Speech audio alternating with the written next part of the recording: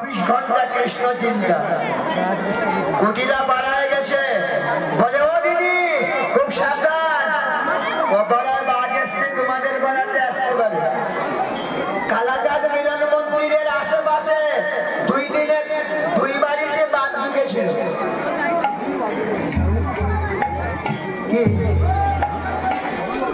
তবে একটা জিনিস মনে রাখবে, যারা এই মহাযজ্ঞের